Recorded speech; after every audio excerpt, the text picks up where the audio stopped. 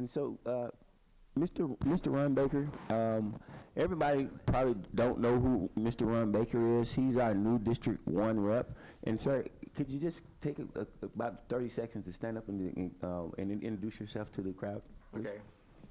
My name is, as you know, Ron Baker. I'm sorry. Okay. My name's Ron Baker, and I'm here. I was appointed by Alejandra Chavez. Okay. She's appointed me because of how I feel in the area of the West Side. There was a lot of things that were, for veterans, were neglected and that were needed for the area. And so I took it upon myself to go ahead and start a Vets Breakfast Club. And it started out really small, and now it's getting bigger and bigger and bigger. And the greatest part of it was having people like DeBow help out and all that, and Mike and Tony and all that coming there and helping out with it. And also the veterans that are saying this is so great. Last night I was at a meeting, and they came up to me and says, thank you so much for starting that. Thank you so much for starting it. It made me really feel good, and that's really what it's all about, to do that and have veterans get together and get to be able to know what's going on in the community, thanks to the people that are here, and Luther and all that, doing things.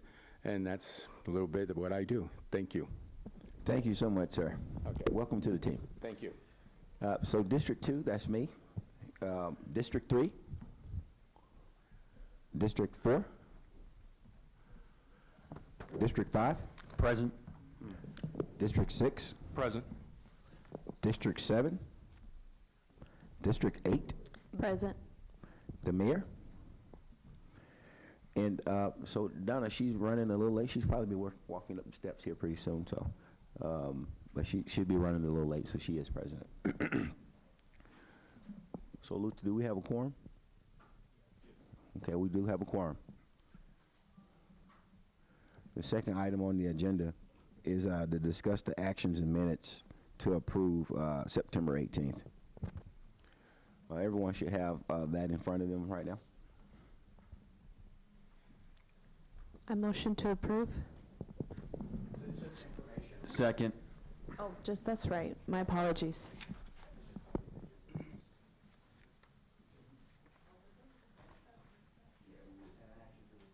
Luther, it does say discussion and action. Should we just? Yeah. Okay.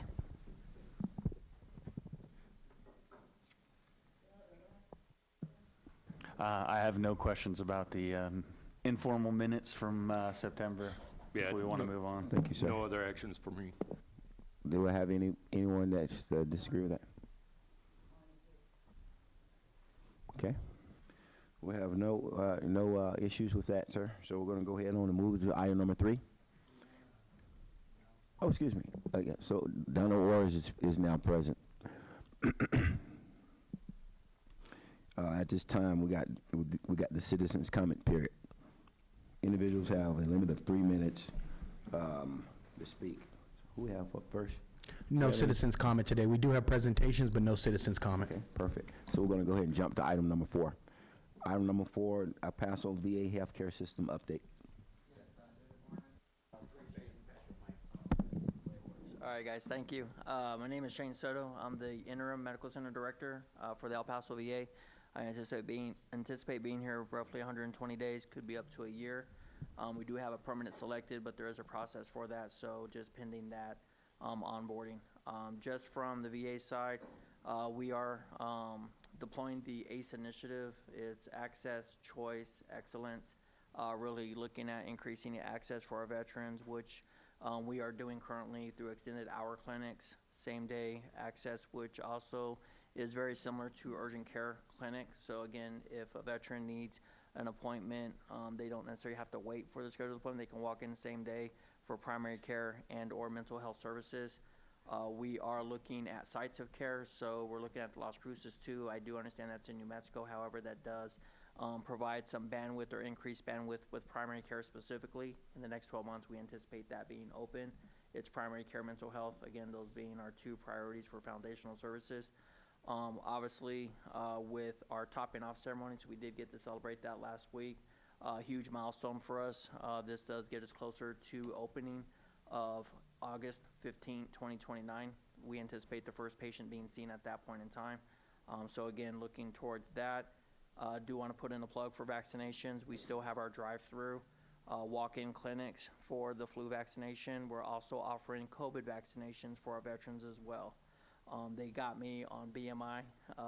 If your BMI is greater than 25, they'll give you the vaccination. So again, it's not just age specific, but if you have a condition or those type of things, that's taken into account as far as being eligible to receive that COVID vaccination or continuation of it. It is the Pfizer, if that matters as far as what we're offering at the facility. Foy Garza has been confirmed. He was the previous director. He's been confirmed for Central California, which is Fresno. So he's actually the medical center director there now moving forward, which hence why I'm here. And then the other part, VTS, again, for access is getting our veterans to their appointments, specifically in our rural areas. We just completed our first transport from Las Cruces to El Paso, so we're increasing that bandwidth through Veteran Transportation Program. We still have Vet Ride. We also still have Uber Health Connect. We try to use Vet Ride. It's just more cost savings to us, which allows us to use the money for other programs and initiatives for our veterans. But we also have Uber Health Connect, which again is scheduled for outpatient visits. So that does help us as far as making sure veterans can access their appointments that are scheduled for them. And then lastly, Whole Health. Again, that's preventative care that we have. There is a change for priority 6 through 8. There will be a copay associated with acupuncture, Tai Chi, and those type of things. We've communicated that to the impacted veterans. It's very similar to those veterans that already have copays for other services, but again, that's for priority groups 6 through 8. I got a request. Could you tell the listeners about the limitations that the VA has right now with the condition that the government is right now? So I know that we had a sign on the door down on the second floor on the benefits office said they can't process any benefits or can't get services there, but that was last week. I don't know. Yeah, that's a great question. Actually, I just ran into our team members in the canteen yesterday. They're back on site. They're back open services. Full move ahead. Some of the restrictions that we've had have been lifted as it relates to front-facing events. So I wouldn't say we're back completely to normal operations, but we do have the opportunity to continue processing claims. That also includes the National Cemetery, so headstones being placed and those type of things. So again, we are seeing movement on that front. Thank you, sir. Anybody have any questions? Sure. I just got a couple more add-ons from the laboratory. I know some of you asked about the CPO program, which is the Community Provider Laboratory Orders Program. So now our lab is able to, when you go out to the community and they give you that referral to go get a lab, and sometimes you feel uncomfortable going to UMC or Del Sol or somewhere else, you can now come to the VA, but you're going to need those orders from that provider that's giving you on the community. Bring it back into the VA, and then you can take your labs at the VA. If the veterans feel more comfortable doing that, they could do that. Also remember our VTN program with BTS. Our VTN program is still working. So our Volunteer Transportation Network program, we got 7 vans. We got 4 in Las Cruces. We got 3 here in El Paso area. So just remember that in case you can't get that transportation from the BTS. Also food distribution on Wednesdays. Just remember, if you guys have folks that want to pick up food for like a proxy for, you got to make sure to send us those forms to elpasocdc.gov. That way we can get those forms. That way we can get those boxes ready for you guys. And then the food pharmacy referrals. So if you guys need folks that need to go to the food pharmacy at El Paso Fighting Hunger, which we help our veterans provide those referrals, just make sure you can come to the VA, the main floor, 325A. Talk to myself or Mr. Eric Vines, and we'll get those referrals put in for you guys, okay? So thank you, that's all I have. Thank you, sir. I had a quick question. For the VA, the transportation, so I know there's multiple programs. What's like the easy button? Like say a veteran doesn't know, they got an appointment, they're wondering, oh, how am I gonna get there? What's like the number, or who should they reach out to like, okay, you should use this service? So it would be our beneficiary travel office. If you contact the main number, there is an option for the veteran to select to confirm, pick up, drop off. It all starts with the PCP, putting in that console that allows us to be able to track them of needing that service, so we can coordinate that. But any questions, we do have a Mr. Melvin Melton. He's our POC and our transportation or mobility officer that can help and assist any veterans that have concerns with transportation. Thank you, appreciate it. Yes, sir. Thank you, sir. I have two questions. Yes, ma'am. Unless someone else requested. So, good morning. My first question is there any movement at all on VAs across the nation providing childcare for those who have an appointment? So there is an initiative on that front. It's more of a voucher at this point. So there is, I would say there's some emphasis placed on new sites of care that are being built to have dedicated space to like drop-in care. A lot of our existing facilities do not offer that, nor do we have the staff to support that. So there is programs that can be utilized for vouchers, and we can provide information. I'm not sure who the belly button of this, but I can get that information out, and we can share it broadly, but there is an opportunity for that. Okay, thank you. Please, yes, I'd like to have, Absolutely. I'm sure people would love to have that information. And my other question was, if, can we get an update on the opening for the women's clinic? I don't have much information on that at Okay. this point. And I smile because this is one of those priorities that we have to get right. We're looking at increasing space and new sites of care. I know we have that, and I'm gonna say the hopper, but for you guys, it's on our docket of areas that we're looking at. We're also trying to open up an urgent care clinic and then expand our northeast site. So there's other things that are in the hopper, and it's not just our site. We're also competing with other sites within the VISN and obviously VISN National for allocation of funds. But there is I'm gonna say an opportunity initiative campaign. We already have it in place, but it's additional attention to the specific needs of women veterans as it relates to gynecology services. We're trying to make that self-referral less intensive on the veteran side to get the care that they need, where they may not want to go to their PCP and they want the specialist included in that continuity of care. So we are looking at that as well, and we have an attestation by the 15th of December of giving that pathway to our women veterans for those types of services. But we are still tracking a women's health clinic need. We have pen to paper, we have a plan, we have deployed it. We're just getting it rack and stacked and against the budget that we have for FTE as well as equipment and areas, new leases. So we're working towards that as well. But I do anticipate that sooner than later. Okay, and we're talking about the clinic, the site that's already been allocated. We're just talking about, Correct. okay. It's still gonna require build-out costs. It's still gonna require staffing and those type of things. Okay. So we still have to get the budget to facilitate that. And then also competing priorities. And again, we can all agree primary care, mental health, obviously women's health, but we also have dental, we have optometry and those type of needs as well for our veterans. So we're trying to make the most of it. But yes, to your point, we do have a plan. We just gotta see it through. Okay, thank you. Yes, ma'am. That was a good question. Absolutely. Do we have any more questions at this time for the VA? Okay, thank you, guys. All right, thank you. So we're going to move to item number 5, El Paso. Oh, we got somebody? El Paso County update. Good morning. My name is Mike Barnes. I just have a couple things. One, we have unaccompanied funerals starting tomorrow. All right, we have 2. One at 9:30 for an Army soldier, Specialist Michael Gray. Then at 11 o'clock, we have one for Navy sailor Lawrence Tracy. The first one will be on the east shelter, and at 9:30 and 11 o'clock will be at the west shelter. Also, there is no VAB meeting for the El Paso County Veterans Advisory Board for the month of December, but just as the month begins to slow down, does not mean we slow down as veteran support. All right, there's no change in our op-tempo when it comes to the service and support that we provide our veterans and their families. And again, I want to thank the VAC as we continue to work together and build that team, that united front, and helping our veterans and their families. It's, I believe the synergy that we're created will be everlasting and help our communities. I want to turn over to our platoon sergeant. Stop. Good morning, everybody. Antoinette Hunt, Veteran County Service Officer. I just want to let you know, so we can get the word out, that the county will be closing from, our last day is December 20th, and we won't come back until after the holiday.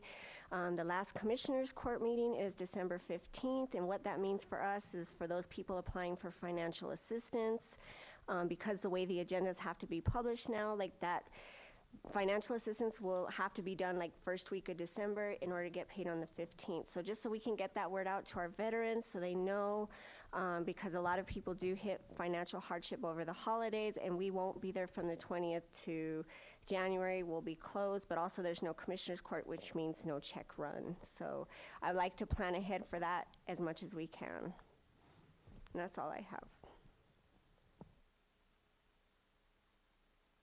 Thank you, guys. Do anybody have any questions for the county at this time? Okay, no? All right, we're gonna move right along to item number 6. Discussion community updates for Columbia Southern University. David, how you doing, sir? Good, how are you, sir? I'm hanging in there like a loose tooth.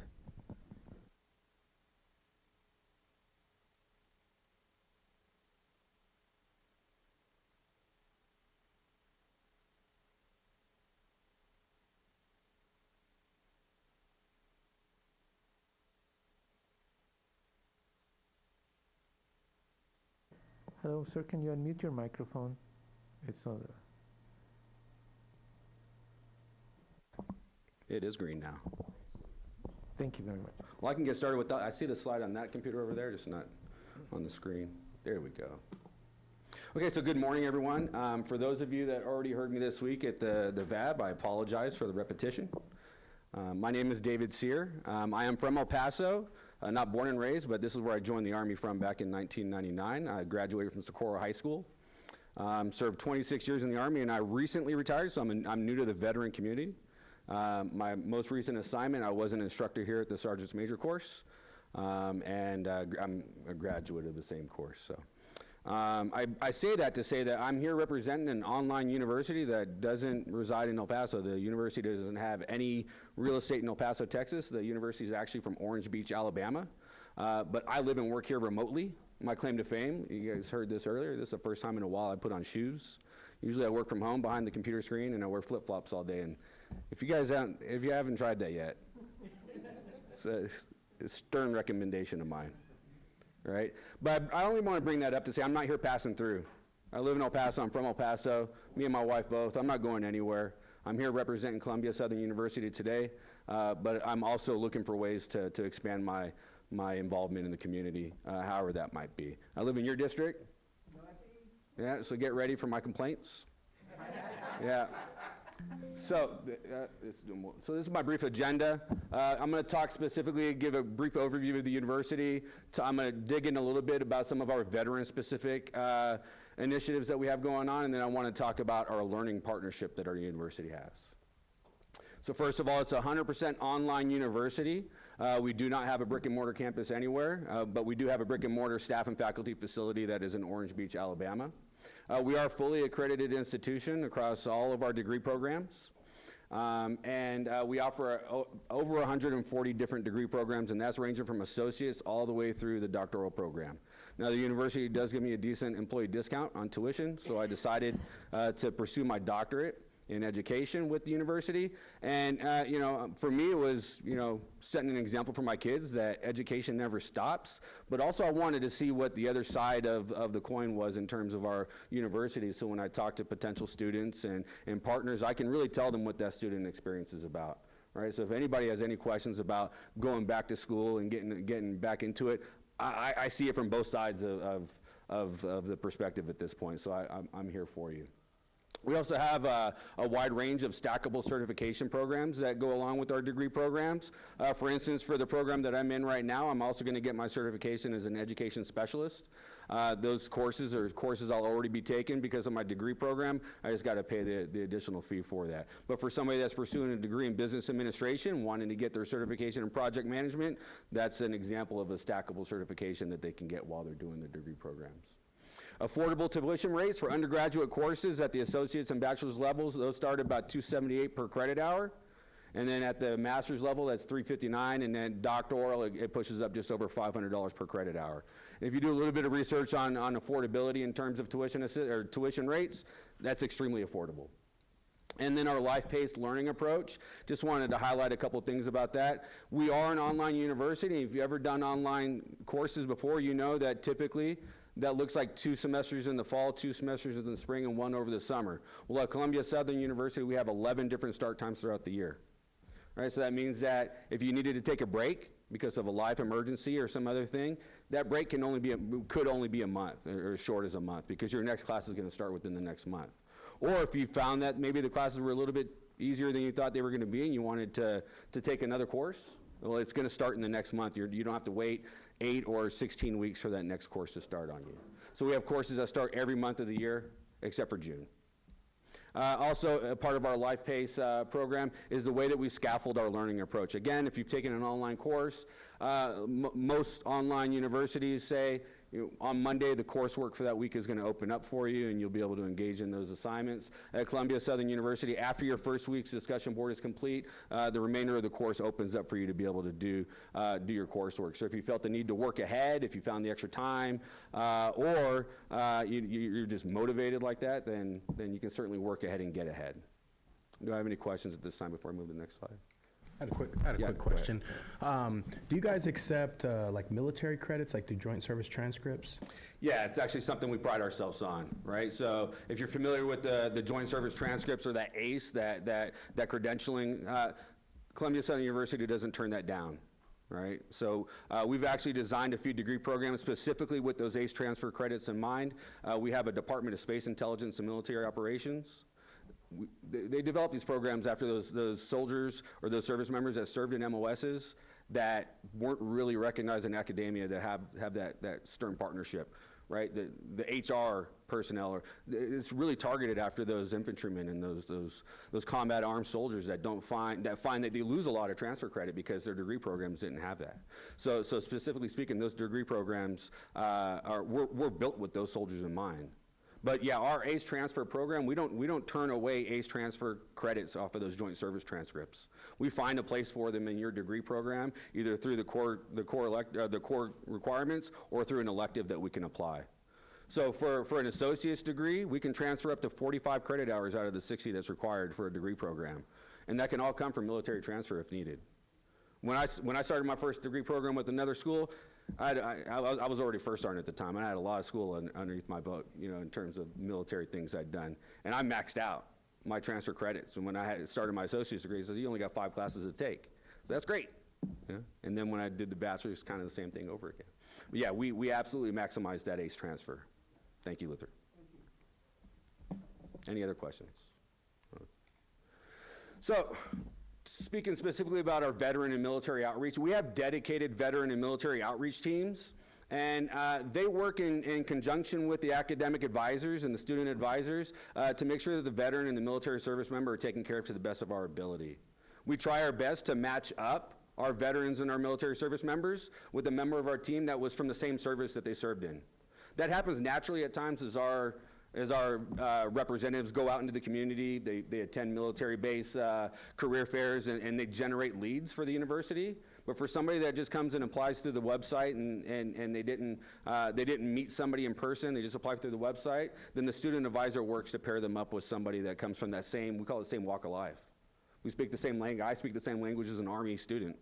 And when they have problems because they're going to the field, they have to deploy, mission comes first, they can reach out to me if they're not getting positive feedback from their instructors. And I say we're coming off the top rope, right? I step in and I help mediate the extensions or the withdrawals on their behalf so that we're not having to put them in a position where they owe tuition assistance back to the military or they lose some of their benefits through some of their chaptered money through Title 33 or 35 or Chapter 33 or 35. So they can maximize that.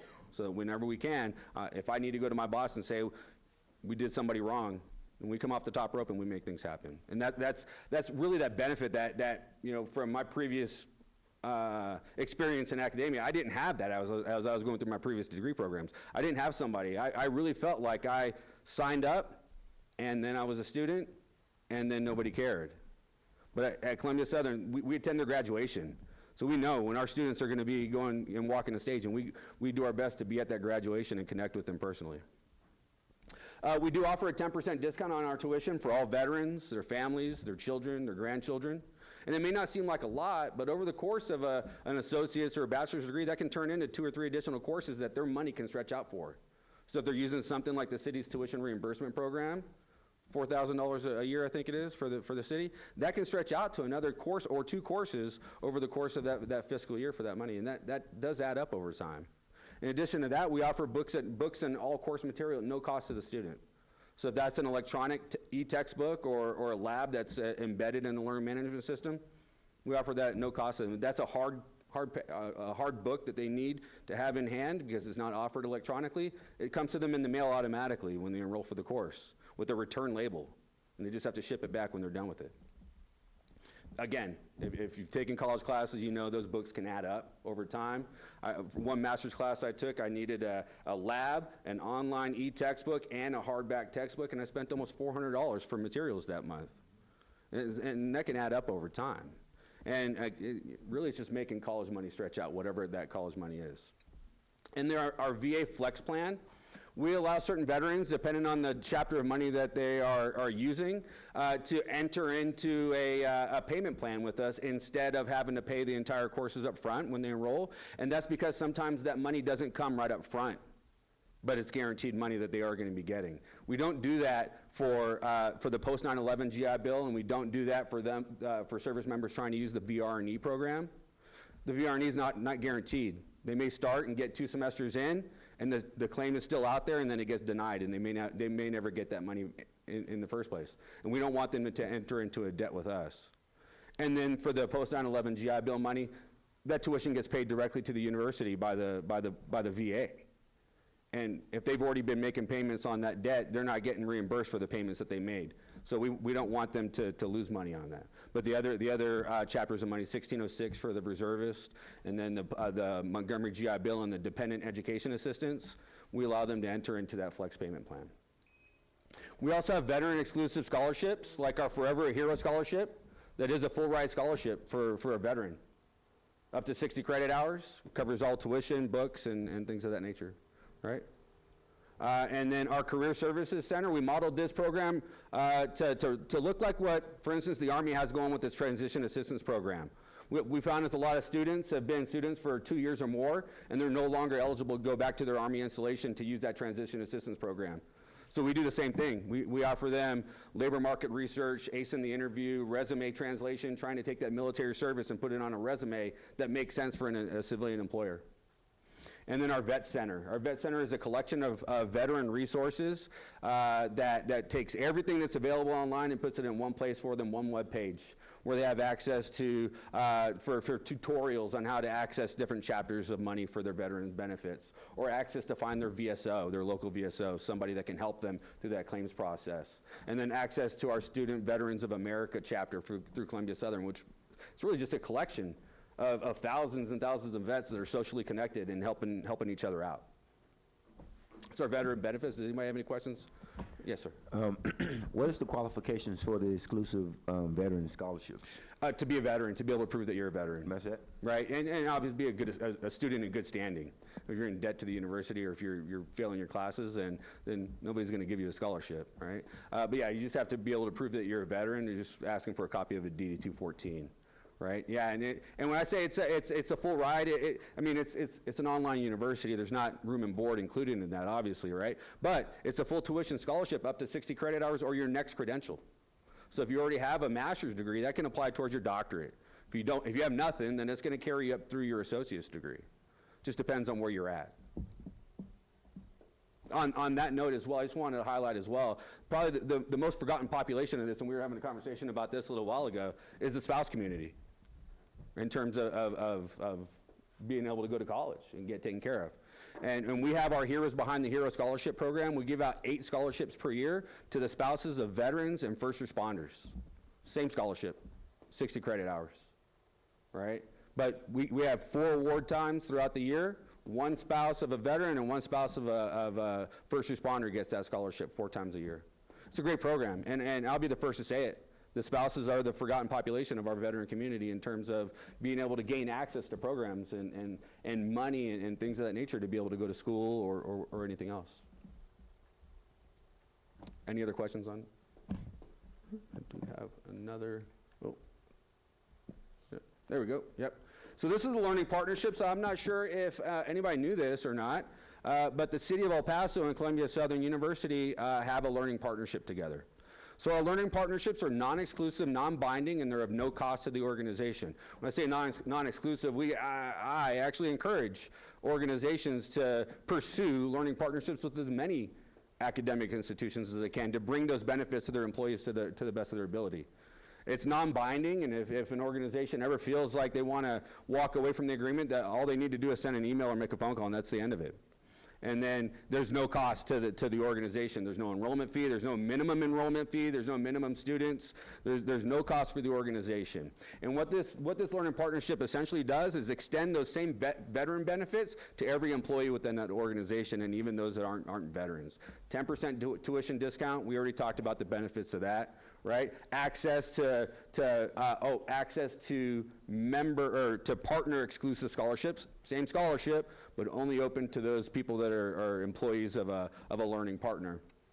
And then access to somebody like me to come out to your organization and pass out swag and talk face to face with students. Something that's missing in the online education community is that personal touch. So if anybody in the community, again, I live here, and as much as I do like wearing flip-flops and working from my computer every day, I am in the community available to come out and meet with somebody face-to-face, coach them through the education process. And I'll say it on record right here, we don't have every degree program. We are not a brick and mortar institution, and if somebody's looking for something hands-on, we don't really have that. But I do have a large network of people that serve in the same community as I do, working for different colleges and universities across the country. And I can help anybody find the right university for them. For me, that's more important than boosting enrollment at once, is helping somebody find a degree program that's going to meet their needs, that they're going to re-enroll in classes for because it's the right program for them. Do I have any questions about the learning partnership? I just got a comment. Yes, sir. You know, I got a degree. From each other. Shameless plug. And if you're a young soldier, ever worked for me, you have to be in college. It was not an option not to be in college. And as I listen to soldiers' feedback and listen to complaint and formation and whatnot, Columbia Southern was one of the ones that didn't complain about too much. They're flexible, because we were deploying a lot at that time, and the professors were working with the soldiers. Hey, I want to be gone this long. They put it on hold, and when they came back, they finished their degree. Yeah. So, you know, hats off, you know. I'm not saying this because you gave me a keychain. I tried to bring different swag today, Mike. No, but it was a good course, and it was flexible enough to work with soldiers and even veterans with our schedule today. It is a very veteran-focused university. We're one of the top universities in terms of veteran engagement throughout the country. And the team that I work on, we're almost all veterans. You know, some notable veterans that work for the university, Joanne Bass, recent Chief Master Sergeant of the Air Force, as well as Khalith Wright, recent Chief Master Sergeant of the Air Force. They're both on our team. We have the previous Chief Master Sergeant of the Air University that also works for our team, Todd Simmons. So we've got a lot of smart veterans on our team and a lot of people that are very engaged in the community, but almost everybody on our team is a veteran in terms of our military outreach. And things like, I don't think I mentioned this, but our career services department, that is led by a veteran team. And they specialize in translating veteran experience to something that a civilian employer might understand. Like I was saying the other day at the VAB, nobody cares that I was a sergeant major, not anymore. Nobody cares about my grass anymore. It's artificial turf anyway, but yeah. So this is my contact information. Again, I do live here in El Paso. That is my personal cell phone number up there. But if you call my office number, coincidentally, that also rings to my personal cell phone. So yeah, it works out for me either way. But I've also left a trifold in front of everybody's chair, and I stapled one of my business cards to that trifold as well. So feel free to reach out to me if you or somebody that you know is looking to get back into school. I'm happy to go have coffee and sit down and discuss benefits with anybody. Or if you wanted to schedule me to come out and brief your organization or anything like that, I'm also available for that. But I want to thank the board for allowing me to. I have four questions. Yes. 4 questions? Yes. Are they a yellow ribbon program? Yes. Yes? Yes. Okay. So Yellow Ribbon, it's a voluntary declaration to say that we are, now the primary responsibility of Yellow Ribbon is to cover that gap in tuition between what something like tuition assistance or other chapters of money would cover. We are Yellow Ribbon, but there's just not going to be a time at Columbia Southern where your tuition is going to be more than what you're granted through the different chapters of money. Okay, and is it a private or public institution? So it is a private institution, actually. So we are a family-owned private institution. We don't have shareholders. We don't have we have a board of trustees, but we don't have shareholders to answer to when we make decisions. And years ago, about 2019 or 2020, the Navy ran out of tuition assistance for the year. And our vice president for military outreach and family programs walked into the president's office and says, we need to keep Navy students enrolled. He says, okay, any Navy student, waive their tuition for their next enrollment. And that happens immediately. That happened within 30 minutes, and it didn't take a board to convene to vote on it and send it to minutes to do that. Now, as it would happen, the Navy was able to recover, and they found tuition assistance, and actually no students ever had to use the free course, but we stepped up to the plate and we're prepared for that. Okay, regionally or nationally accredited? That's just not a thing anymore. So if, the first slide. I always forget. So the regional and national accreditation is kind of a thing of the past now, and there's some people that are still under that, but we're accredited by the Southwest Association, my slides are gone, the Southwest Association of Colleges and Schools Commission on Colleges Accreditation.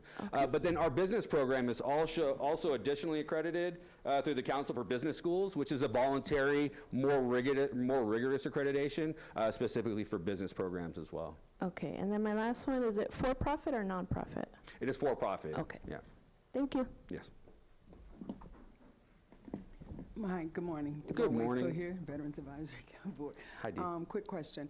You did say veterans, but do you, does it matter with your DD 214 what discharge you have? You know I had to get you. I wish you'd have got me the other day so I could have had the answer today. No. I do not have the answer to that question. Okay. Yeah, and we're speaking specifically if I'm having to prove that I'm a veteran for a benefit like a scholarship No, or. not no. If you have dishonorable, honorable, less than honorable, those conditions, because you're still a veteran, but you just Right. have those attached. Right, so I'm going to say this, for Columbia Southern University, your status as a veteran, unless you're trying to apply for a veteran scholarship, I don't believe matters at all. Now, where you're going to run into problems with that characterization of discharge is being able to access your VA benefits to be able to use money for school. Right. Yeah. So and zero control over that. Right. If you are a veteran and you were discharged, but you had a dishonorable, and I don't think that the VA is going to be paying you for VR&E or anything else. I can't speak for but I think that's where the real impact with that characterization of discharge comes into play. Anybody got any more questions at this time for him? Okay. Thank you, David. Thank you very much for having me. All right. We're going to move on to item number 7. Community update, Rio Grande Honor Flight. Let's get it.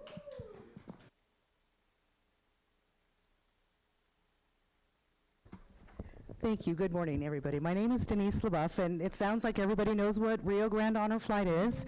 So let me introduce you to the Yellow Jackets.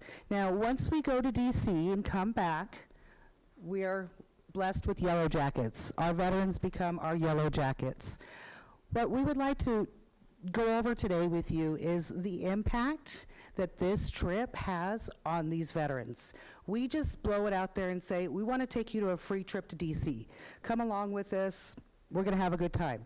But it really, really is a trip of healing for these veterans, and we cannot do this without the help of our community, without the help of our other veterans here.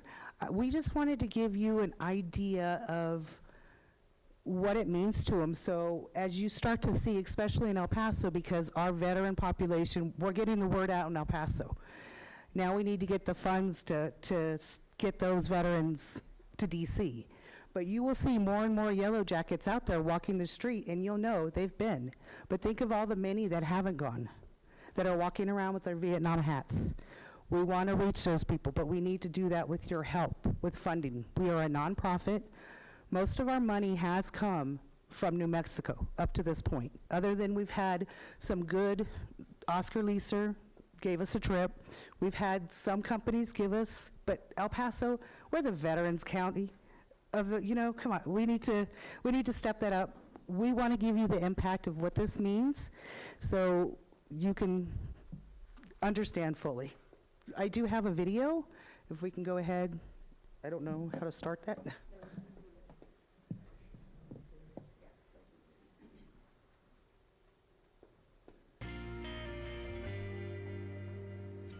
I thought On a Flight was absolutely Volume up. amazing.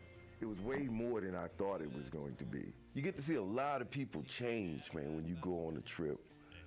I still find myself getting teared up about it. Yeah, I'm sitting here now trying to keep myself together. But yeah, it's a lot. It's a lot that goes on. On a Flight works because it put the veterans first. It puts the veteran where they should have been when they came home from Vietnam or from Korean War or from World War II. It puts them where they should have been, where people should glorify them versus ridiculing them. When you go to combat, you don't think about nothing else but getting home to your family.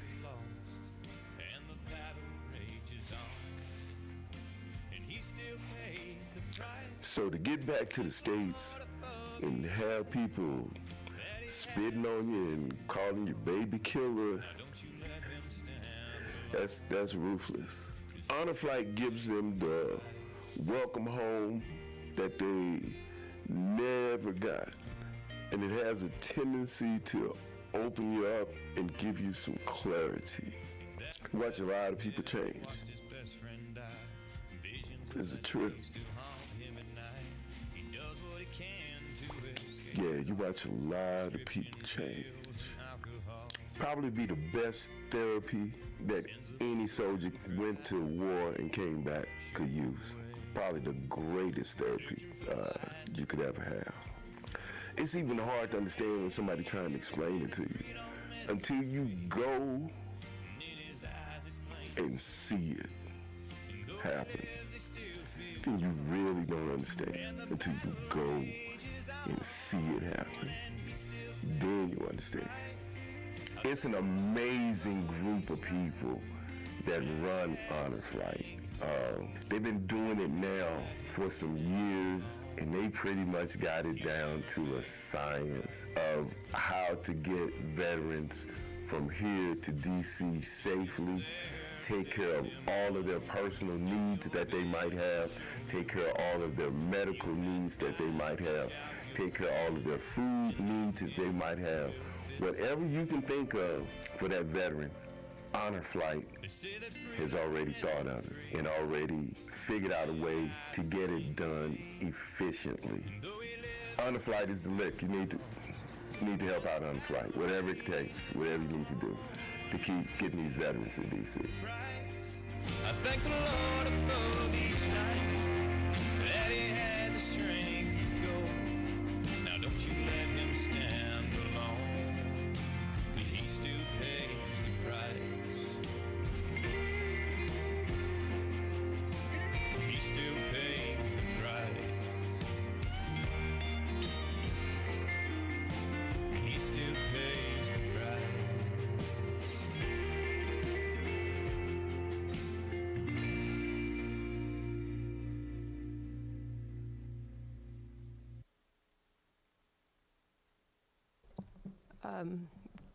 Can they pause? Can they put that slide back up, please? My name is Elaine Prickett. I am the flight team coordinator, and I'm also the videographer. So I've heard lots of stories. Sometimes they're just heart-wrenching. If you notice up there, this music is He Still Pays the Price. And as you can see, and I know all of you as veterans know this, that a lot of you are still paying the price. A lot of our veterans, especially our Korean and Vietnam veterans, came home to less than happy circumstances, which I think compounded that price that they're paying. And what Honor Flight is doing is trying to take that, some of that pain away and help them have closure and healing. But you don't want to listen to me. First of all, before I introduce one of our vets that's going to speak, now you all do know not all superheroes wear capes, right? Some wear yellow jackets. So right here we have Mr. Flores and Mr. Berry, and we have Mr. Tarango. And back here we have Mr. Ganaway, and today I want Mr. Ortiz to speak to, oh, DeBow over here, almost, she was out of my corner of my eye. And Mr. Ortiz is going to talk to you a little bit about what Honor Flight meant for him, because that's who you really want to hear is from the superheroes.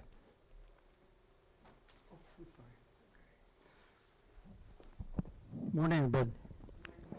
My name is Joe Ortiz, and I was in Vietnam in 1967 and 1968. I was there when they had the real bad Tet Offensive. I was stationed, unfortunately, I was stationed up in Quezon, so I was there for the siege. This Honor Flight, it's amazing. It really is, but you know, I spent these years in the Marine Corps, and a lot of people ask me, why did you join the Marine Corps? And I have to tell them, because I didn't know any better. To be honest with you, that's the truth. But this Honor Flight, it was really something. And you know, I remember when I got back from Vietnam, I landed at Traverse Air Force Base, and then I went to San Francisco to catch a flight home. And I don't know if you remember ever hearing about the Hare Krishnas. They used to wear all those white things. And I remember getting off the airplane, and they came over and they started throwing feces on me and urine and calling me a baby killer, and I'm going like, I didn't kill no babies. But this Honor Flight was amazing, and I think I've talked to a lot of the veterans that were on there with me. When we landed at the airports, it was amazing because we came out of the gate and people were there cheering for us. And they were whistling and cheering, and the first thought that came to my mind is, what took you so long? Why did you wait so long for this? And I think all of us felt the same way. You know, we didn't know how to react. I didn't know how to react. You know, I didn't know whether to tell them thank you, go to hell, leave me alone or whatever, because we didn't know how to react. Because we didn't have this kind of reception when we came home. When we came home, matter of fact, a lot of people didn't know that I was a Vietnam veteran, because I didn't talk about it for many years. And I'll tell you a story. When I got out, I went to apply for a job at Safeway food stores. And I still had my short hair and everything, and I got all dressed up. And I walked into this office, and there was about 5 or 6, a bunch of hippie-type guys there, and they were applying for the job also. And this man came out, and he was wearing a suit. He comes out, and he pointed at me. He went, come here. And I'm going like, I don't know this guy. What does he want? Well, he took me in his office. He says, I was looking at your application. He says, you were in Vietnam, weren't you? I said, yeah. Did you see any combat? I said, oh, hell yeah, I did. He said, well, I'd like to hire you. He said, because you look very sharp and you look like you know what you're doing. He said, but I can't hire you. And I said, why not? He said, because all you Vietnam veterans, Safeway is not hiring any Vietnam veterans because you're all crazy. And I went like, wow. And a lot of people tell me, so why didn't you sue? They didn't have that back then. So, but this Honor Flight, it's a great program, believe me. It really is. You know, it just heals you. It really does. And that's all I have to say. Thank you.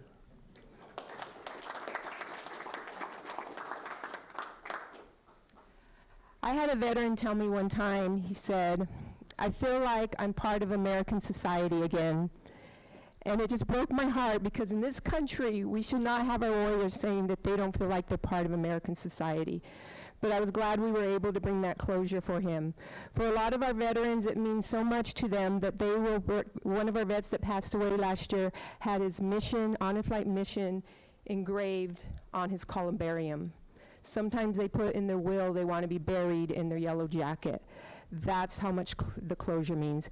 David mentioned earlier about the wives and the families. Honor Flight helps the families. We've had so many wives and come up to me and say, thank you for getting them to tell their story. We had no idea what they had been through. They've never talked before. They're not angry anymore. They're lighter, they're happier. One of our wives said, this was about her husband, she said, I looked at his face when he got off the airplane and I knew he was changed. He was lighter, he was happier. She said Honor Flight gave him permission. He was a proud veteran on the inside, and Honor Flight gave him permission to be a proud veteran on the outside. One of our vets from 2 trips ago said, I didn't realize I had PTSD till I went on this trip, and now I'm getting help. So Honor Flight does a lot to take away that anger, give them that welcome home that they so much deserved. So some of the things that I want to talk to you about are what we need to continue this mission. Like Denise said earlier, a lot of our funding, and I'm just going to go ahead and start there because we cannot do this without funding. A lot of our funding does come out of Las Cruces, the majority does. We did have a big funding where Oscar Leeser and Hyundai El Paso did sponsor an entire trip. But that's been the largest, and GNCU out of El Paso. A third to a half of our veterans do go on this trip are from El Paso. So we really need sustaining partners with us. We are a small group of volunteers. I'm a retired teacher, and I always like to say this is the first field trip I planned where we had to order oxygen to the hotel room. And so I was on field trips where I wanted oxygen, but, and so this has become a full-time job for me to do. Like, there's not a day that I don't spend several hours working on something for Honor Flight. So we need to have the time to do that and not be out there fundraising. So that's what we need your help with. If that's not you that can be a sustaining sponsor, who can you introduce us to? Who can you make an introduction to? Someone that loves the veterans as much as we do and would like to be a sustaining partner. The other thing too is the city of El Paso. They could sponsor us. Maybe we could go back to the council, the mayor, ask, can El Paso be a sustaining sponsor? This is the capital, veterans capital of the USA. This could be an opportunity for them to really show the support for our veterans through Honor Flight. So those are some areas just as far as financial needs that we have. Some other areas where you can help is El Paso has done a great job of stepping up, and at the airport we have an amazing homecoming. My dream is to see us come out of the airport, and as people are leaving, our veterans here in El Paso, and as the bus is headed back to New Mexico, is those streets are lined, just like those old videos from World War II with the ticker tape, which, by the way, you can't buy ticker tape. I've tried. So we can give them their souvenir ticker tape. Just to see people with flags and signs all the way down the street coming out of the El Paso airport. That's another area we need help. We need to give them this welcome home they so deserved in the first place. So that's another area. Also, if you know someone would like to be a guardian, all of our veterans are assigned a guardian. We need guardians. Younger veterans make excellent guardians. You have to be strong, push a wheelchair. Sometimes we need special people that don't mind being in a room to help the veteran. If you know somebody, maybe that's not you, maybe you know somebody that can do that, younger veteran, but they don't have the finances to do that because the crew and the guardians do pay their own way, then maybe you might want to sponsor them and say, hey, I think you would be great for this. So those are some areas that this group can really help us with. I think I got most of it. I also want to introduce, I almost forgot, my husband, Dennis Prickett. He's the chairman of the board. And my brother, Philip. Philip likes to go do Honor Flies. We're going to go help the veterans, but he always says Honor Flies. So before I close, I have a couple of quotes for you. This is from a guardian, and she was a daughter of a Korean War veteran. And she wrote a letter, and in the letter she said, the Honor Flight is so much more than a trip. It's a gift carefully wrapped by the hands and hearts of countless people, each giving their time, energy, and love so freely. You didn't just fulfill a mission, you went beyond it. You changed lives.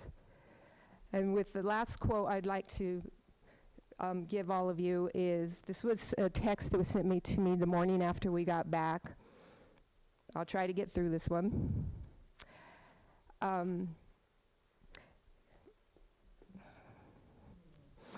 It was an emotional journey for me, and I will never be the same. It has made me whole again and healed wounds that could not be seen. God bless you. So that's who we are. And if you want to see more of what we do and really get an idea, one of the things I do when I get back is I edit an hour-long documentary video with interviews. I will warn you, if you go to our website, riograndehonorflight.org, have long sleeves or tissue, because it will make you tear up. But that you can hear some of our veterans and their stories and kind of see our trip and what we do for the veterans. Thank you so much for having us today. We appreciate all of you. And for all of the veterans here, I just want to say thank you for standing up for my family. That means a lot, because you guys took an oath and gave part of yourself for my family and myself, and we appreciate that. And if there's any questions for our vets, Denise, who's also on our board. Oh, I want to introduce one of our volunteers here too, Linda Gonzalez, who stepped up, and she's here in El Paso. Please feel free to ask any questions you like. DeBo, why did I not know you? I don't have a question. What I have is a testimony. Women's Army Corps, 1972, Vietnam era. They didn't send me, but I did have interactions with a lot of people being a field combat medic. The actual healing process for me was being able to share with the veterans on Flight 18. And since then, all the other veterans that have come back.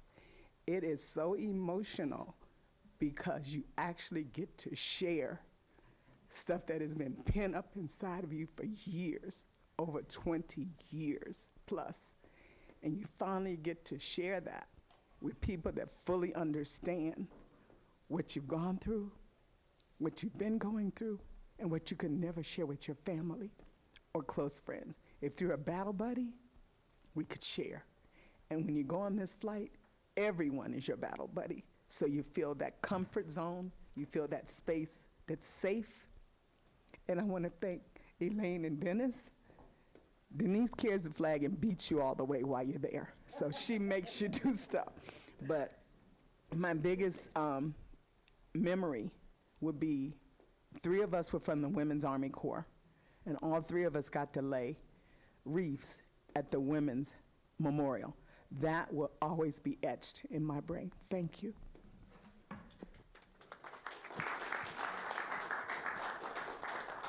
So the wreaths that she's talking about, just to kind of give you an idea, because we want to go over the top for our veterans, those tripled in price, and the one we lay at Arlington as well, since COVID. So everything's just tripled in price. Yes, sir.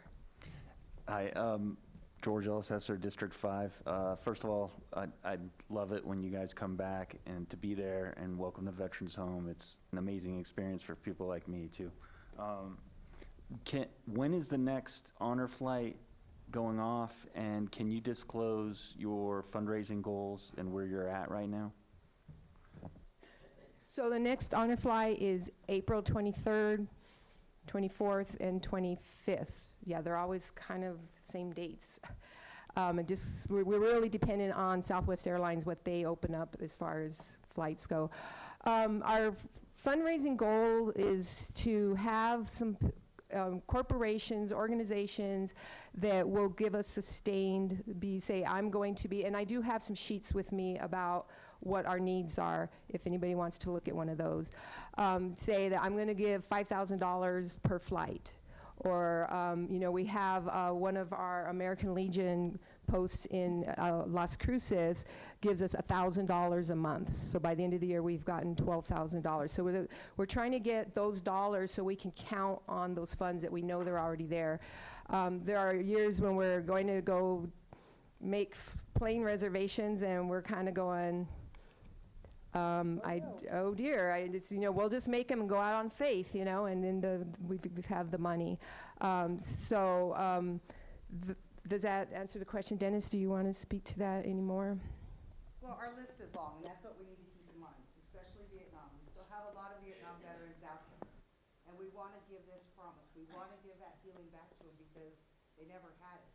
So we need that sustained, even if it's a couple thousand, whatever we can do to count on to budget for the next year is really, really what we need to make sure that our mission is complete, to get every Vietnam, Korean veteran on and on.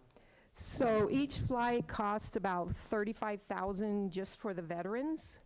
And then the year that Oscar Leeser, the flight that he sponsored everybody. So it's about $75,000 to pay for guardians, crew, and the veterans. So that's our goal. And so the year that he sponsored, we went ahead and took a little bit of our money because our wheelchairs were getting really rickety, and I just felt bad watching hours of video afterwards saying, oh my gosh, I hate seeing that vet in that wheelchair. So I don't know if you noticed my brother's wheelchair over here, but we bought 20 new wheelchairs so the vets were more comfortable and they were a little bit more durable and easier to transport with, because we do have our own equipment for that. Thank you. I'll I just wait wanted till to he's follow done. up on that question. Dennis Prickett, I'm the chairman of the board of Rio Grande Honor Flight. You asked about what our fundraising goals are and where we are right now. So as Elaine mentioned, it costs about $35,000 per flight. We do 2 flights a year, so we need $70,000 a year to come in just to cover our veterans. We have about 120 veterans on our waiting list right now. We take about 30 to 34 veterans per flight. Okay, so that kind of gives you an idea where we are. Our goal is always to make sure we have enough money in the bank to cover the next flight before we go out on the current flight. So right now we have enough money in the bank to cover both flights next year, okay? But we're always, again, because we have that long waiting list, we're always looking. We have, just in waiting list, we have 4 flights we need to cover, right? So that's kind of gives you maybe a better idea of what our goal is and the amount of money we need annually. Thank you. Thank you. I have a question. So I've been asked twice about outreaching to women veterans, more women veterans for these honor flights. But I didn't hear it on the asks. So is it still a focus or, okay. So I'm gonna give you my suggestions because you guys asked me before. So a few good ways of reaching out to a special population is better representation, making them feel like they are seen, they are heard, they are acknowledged. 265,000 women served across the world during the Vietnam War, 11,000 in Vietnam, 8 of them were killed. So we need that representation. That Vietnam Women's Memorial is right outside. I promise you, if you have those flights, whether there's women on it or not, going to that memorial, advertising, sharing that you're putting, that memorial there. And there's a book that came out last year that has to do with women in the Vietnam War. It's a very popular book amongst the women veterans community. You're gonna get some women on that flight. And exactly, we want those women on those flights. We want to recognize our female veterans.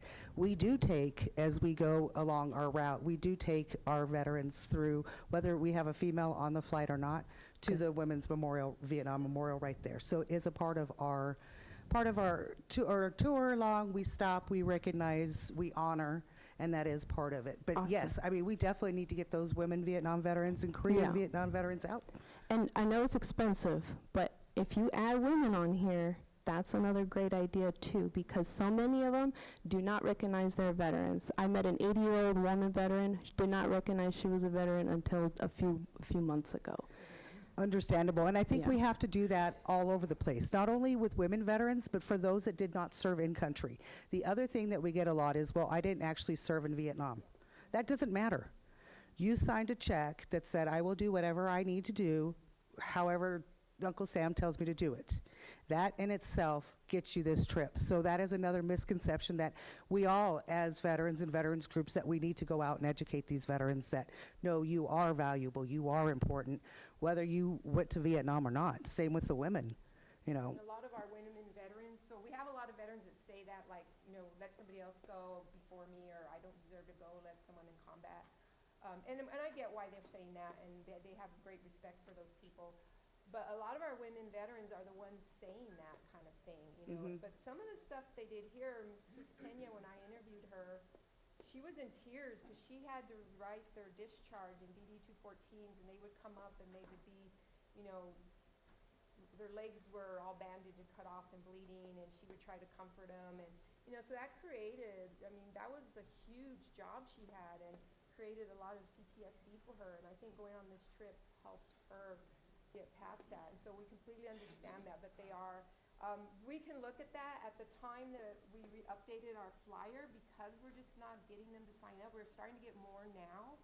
I didn't have as many pictures that fit, that had women, because it's just, we're, like you said, we're just not getting them Thank you. like we'd like to. Thank you. So before we go any further, I have something that I would like to do, real quick. I was talking, I just heard this voice from, I thought I was gonna be taken up.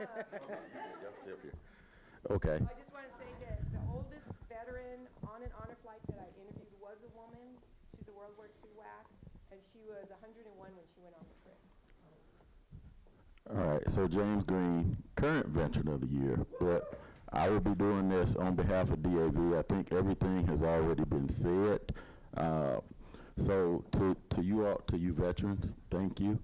You all paved the way for all of us. If there was no you, there would be no us. So thank you and welcome home. For all of my DAV members, please stand.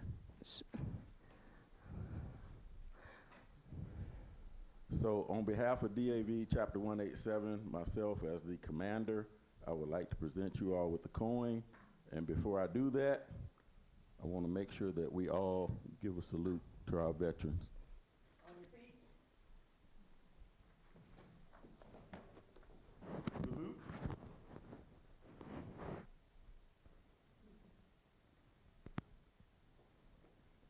Two. Welcome home.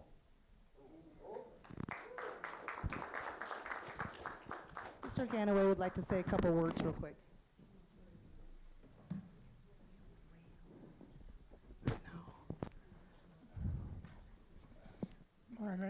My name is Welton Roy Ganaway. I was a corporal in the Marine Corps. What this honor flight means to me is I got to take my son as my guardian on this flight. He pushed me in a wheelchair around Washington, D.C. to see all the memorials and the monuments. He did not realize what this country means to him and what my duty and my service meant, but now he does. Think of our children. These children nowadays don't realize what commitment is needed to preserve and keep our freedom. I'm so honored to have been able to go, and it just means the world to me.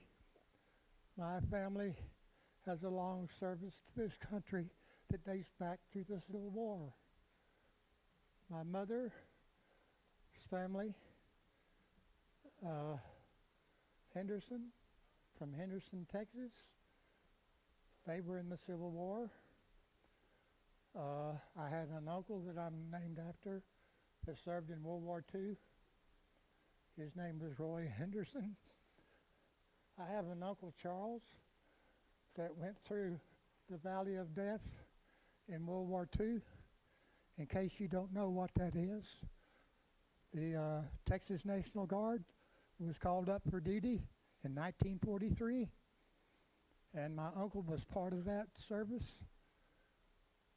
They took Road 6 from Italy all the way up to Berlin and went through the Valley of Death. What the Valley of Death was the Germans had set up gun emplacements on each side on two mountains and a valley below that had Highway 6. They went up through that valley and had to take that position on those two mountains. And They suffered the most casualties of any unit in World War II, the 36th Division. But I just wanted you to know how important it is for me to have been able to go on this honor flight and take my son as my guardian, for him to see what this country means and what our independence and our freedom means to all of us. Thank you.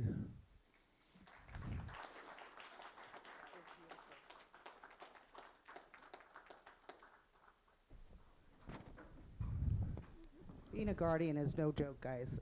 I mean, it changed my life. If you get the opportunity, I would strongly suggest to be a guardian. Thank you. So I'll just leave you with one last quote. After our tour day, one of our vets came to me just crying on Mission 18, and he said, "I feel like I had a Mack truck lifted off my chest and I can breathe again. I have not been able to breathe since Vietnam." So we ask you and the city of El Paso, please partner with us to get these Mack trucks off of our veterans. Thank you. Thank you so much. All right, moving to item number 8, discussion monthly update from the VAC subcommittee chairs. Starting first with employment. Good morning, Melissa Hartcrow with the Employment Subcommittee. The end of October we did meet. For November we did not formally meet, but we exchanged information. We discussed it again a little bit further on the citywide veteran discount program. It's not on this month's agenda, but we're going to have it on the next agenda for discussion. Childcare, regarding childcare, across the state, we've had Head Start programs shut down. I know it's not veteran specific, but many do have small children. And because they shut down, some of them may take some time to reopen. I don't know what the status of that is in El Paso. And then in conjunction with that, Workforce Borderplex Solutions does have funding now for childcare. Veterans do get priority. But it is income-based.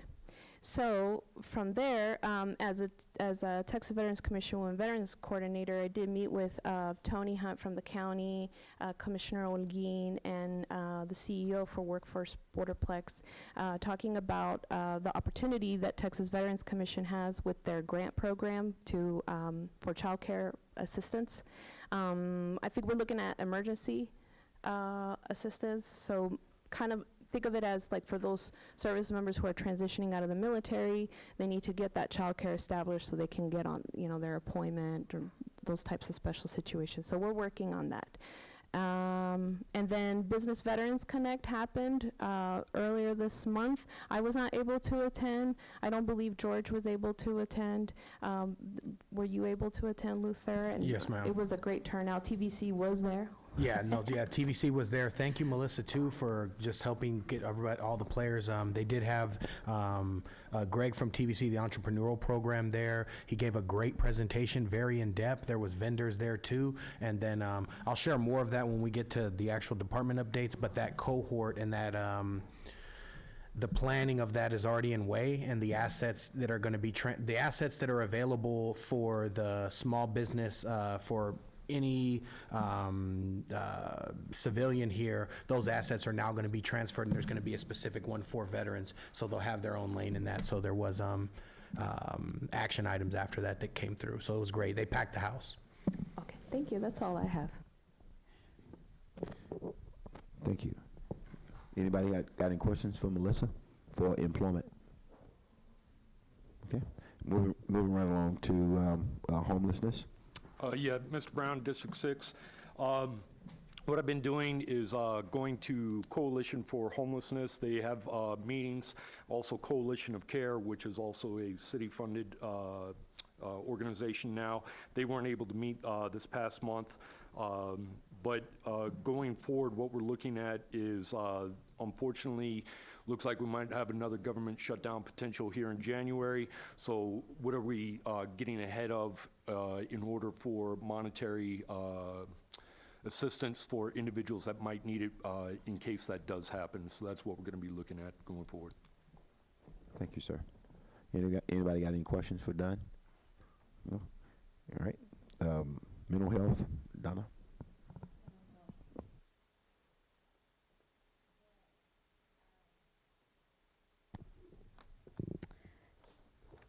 Good afternoon.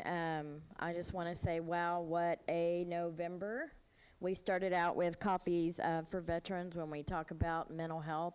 As far as what we do across the city, I can say that no, we slowed down, we didn't meet, but everything that we did had an attention for when you think about mental health, and we know that you can already go, and I always say this because who's watching, it's our community of veterans out there. If you catch back up on this, Amistad, Endeavors, Veterans One Stop, and the GI Forum, along with other Texas Veterans Commission, mental health, they are out there, they will serve, and almost every day I continue to get people connected. But when you take a look at, as the Veterans Treatment Court, which deals with mental health and those entangled in the justice system, it's about connecting to your community, and it's about having resources. We connected with veterans with coffee at the beginning of the month. That was a beautiful session. There were 50 to 60 veterans there. They were able to meet new veterans and get connected with that. And our next one is December the 6th for the city. The Veteran of the Year came up, and that was an amazing one. But what I want to say is between the Veteran of the Year, the Veterans Day Parade, with the Veterans Day ceremonies all throughout the city, those were times that we connected. Everyone in this city has been handing out turkeys. Right now there's one happening at 11:30, and that's because at the end of the day, you're not forgotten, you're connected, you're meeting resources, and that's what the mental health team is all about. In January, on January the 8th, the Department of Health Services, I do have a meeting at 3 p.m., and we would like to move forward with the homework that the mental health team did put together as far as being able to take that site and move it forward as far as resources that are available. And I know everything's going to slow down for December, but I can say, wow, oh wow, what a community when it comes together, getting them connected, getting them resources. And a lot of times just that fact alone will help with mental health.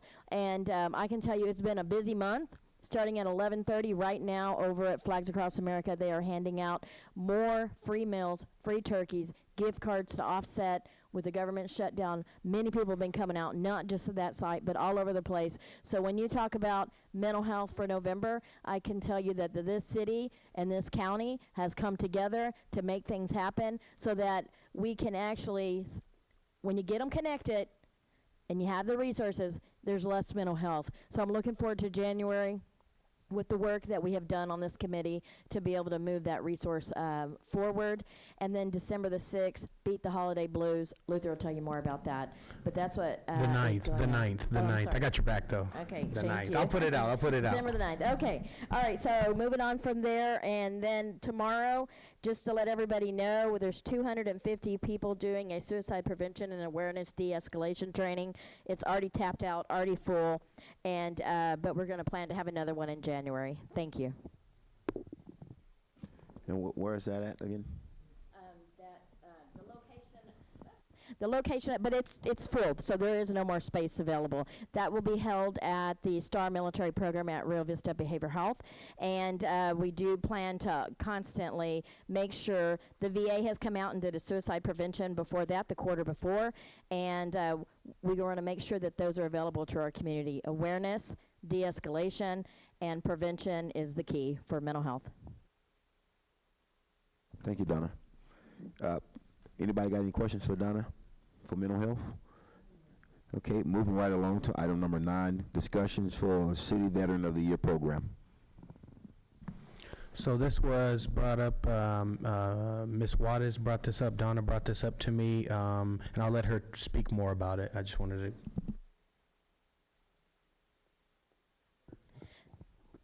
to.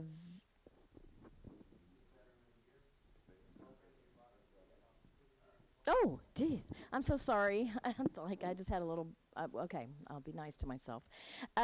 So one of the things that as a Veteran of the Year 2023, 2024 for the county, They recognize veterans who, at least back then, I know they have a different protocol to be able to receive that.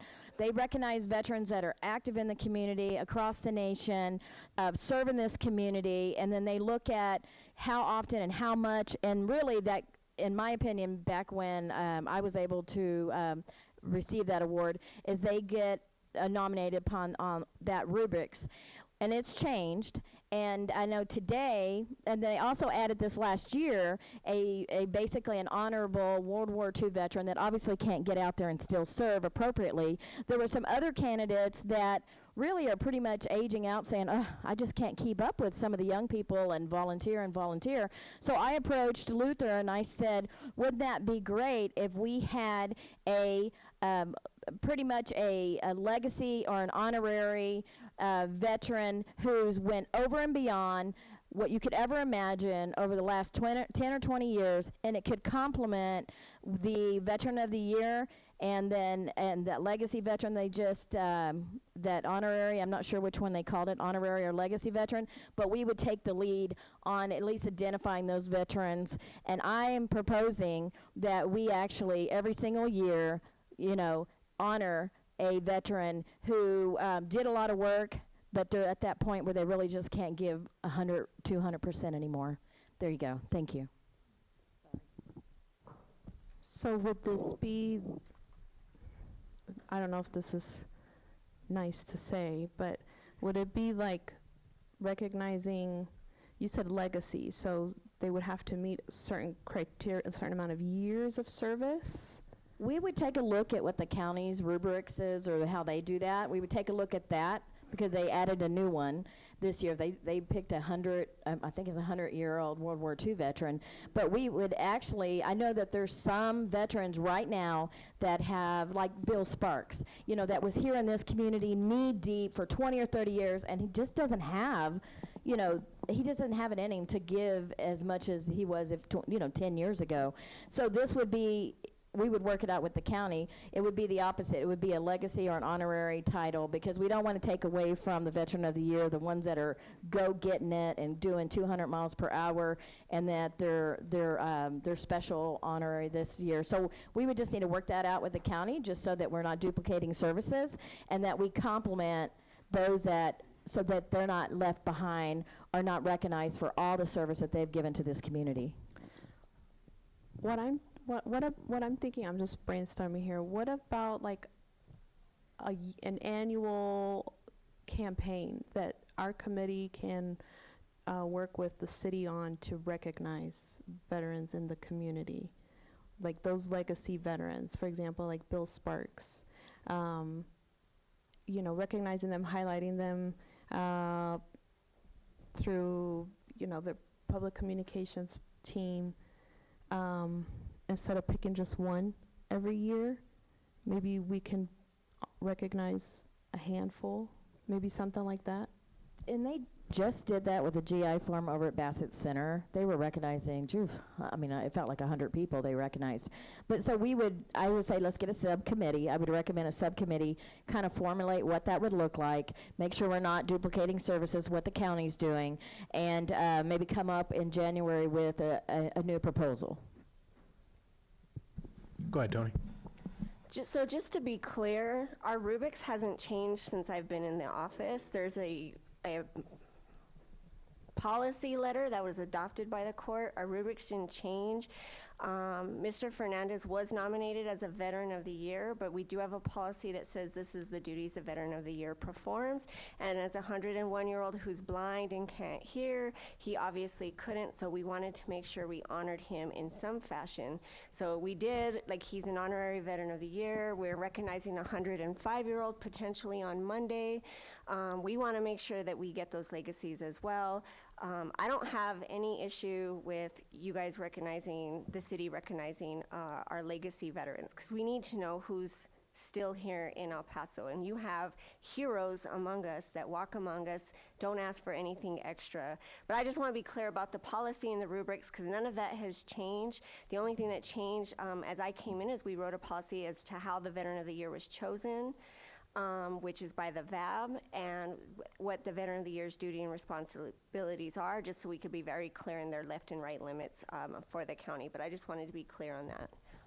Okay, no, thank you. I think a subcommittee would be, I'm recommending and proposing a subcommittee so we can come back in January with more clear articulation of what we mean. I think also, I mean, I think in that sense, the county could continue to recognize those legacy veterans as well. I was thinking earlier too, what if we did something, like if we want to recognize, because the VAC is also supposed to be comprised, or can be comprised of dependents, right? Veteran, service member, dependents, not just veterans. And we haven't had a dependent on the committee in a while. So I was thinking, what if we did something where we recognize those dependents who support very much the military community too? I mean, that's a whole other discussion.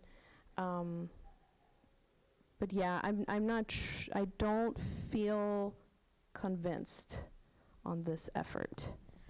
The reason I'm convinced is because the city and the county need to collaborate and look like we would want to march together like battle buddies, hand in hand. So I think a subcommittee could kind of work out some of the questions that you have. But in that case, it would be limited to the veterans in El Paso city limits, right? That's why we were going to do a subcommittee, so we can work out all these details. I just want to say, as the chair for the VAB, if we can help out in any way, not any recommendations, this is your meeting, but we'd be more than honored to work with you. At the end of the day, we can't say we're united unless we unite. So we're on board to meet your expectations if we can assist in any way, because, again, at the end of the day, it's about the veterans and their families.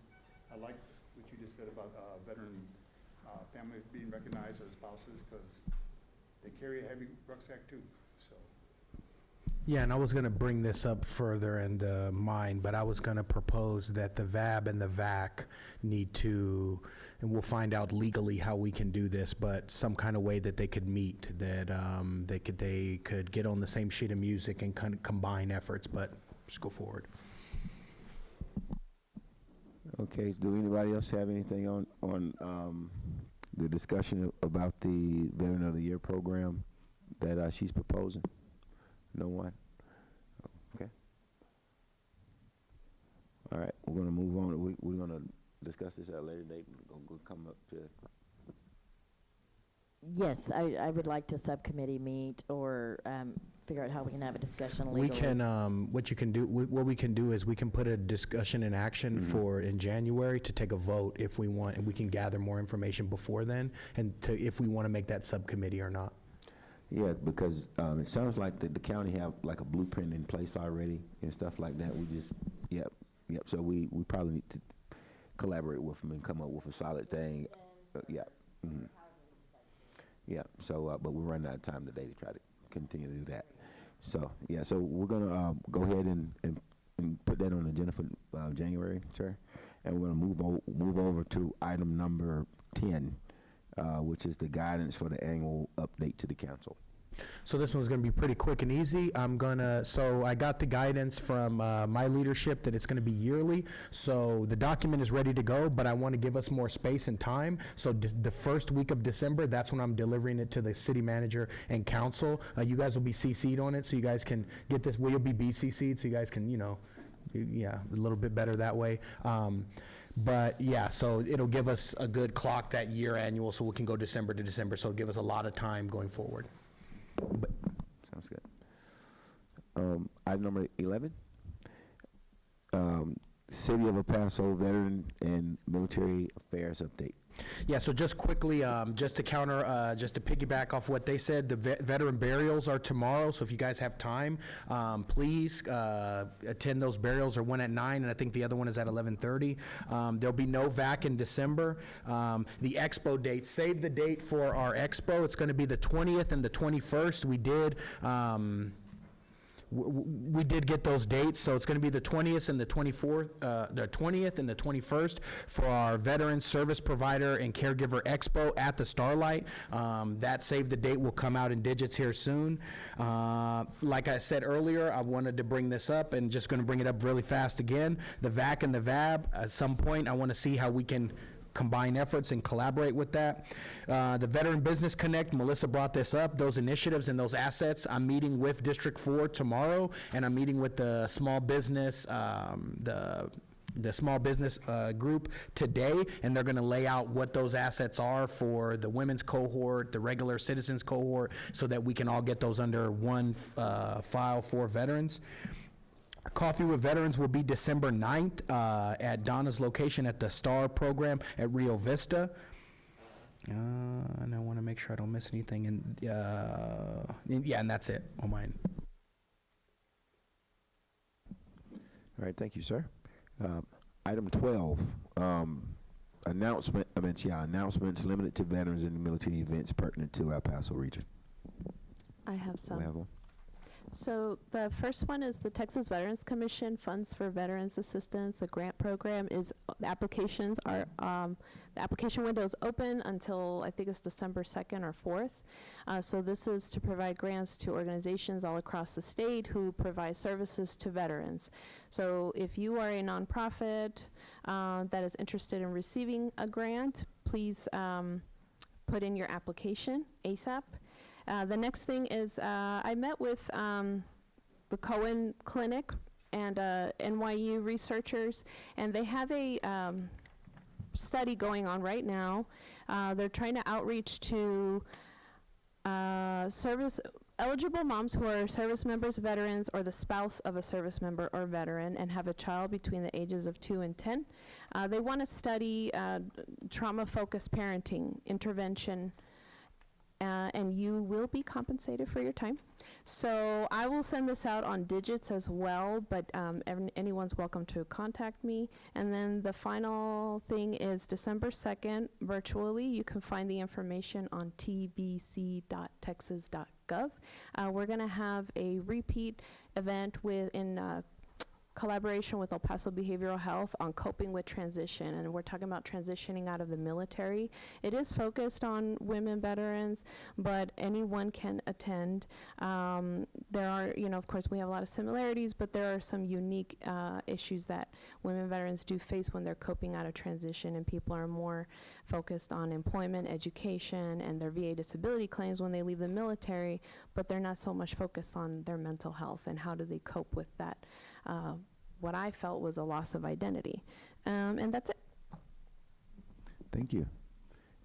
Anybody got any other events coming up? Okay. If anyone needs a turkey, I still have turkey meal bags. Far West, I have Central, the Veterans Treatment Court's holding some, so if we have extra, I'm carrying around about 10 with me in case extra veterans need meal bags. It's a starter kit. It has everything you need to do a family of 4 Thanksgiving meal. And we still, I think we're down to 2 at the east side at the Elks, and we're giving out right now 60, and it started at 11:30 over at Flags Across America. Thank you. Thank you, Donna. And the last item is item number 13, discussion proposed for agenda items for next meeting. And I'm assuming the one that we were talking about, the veterans program. We'll talk about the veterans program, and it sure sounds like dependents and caregivers could be a real target audience.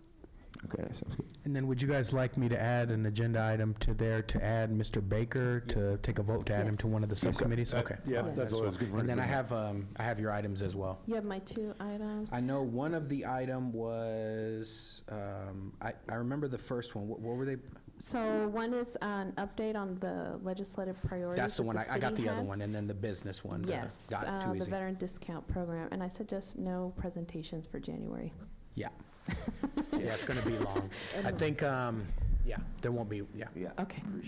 The other one was the caregivers, the caregivers' mental health would like to present either in January or February for a guest speaker as far as what that looks like and how that's moving forward. So that's another opportunity in case those haven't been taken yet. For sure. Let's do February. If you can connect them with me, we'll do it then. I do want to bring up one more. Could we add names behind the subcommittees? So like, who is on the employment, who's on the homelessness subcommittee?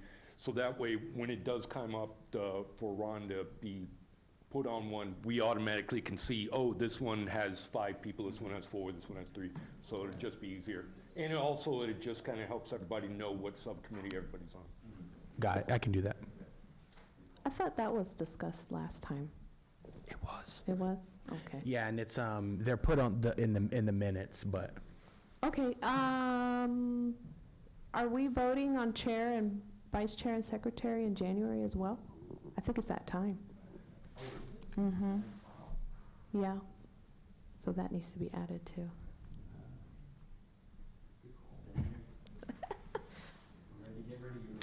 So do we need to turn in, we just vote blindly that day, or do we beforehand, just like we did last time? Okay, thank you.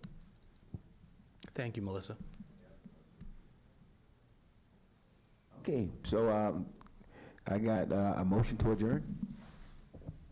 Second. So moved.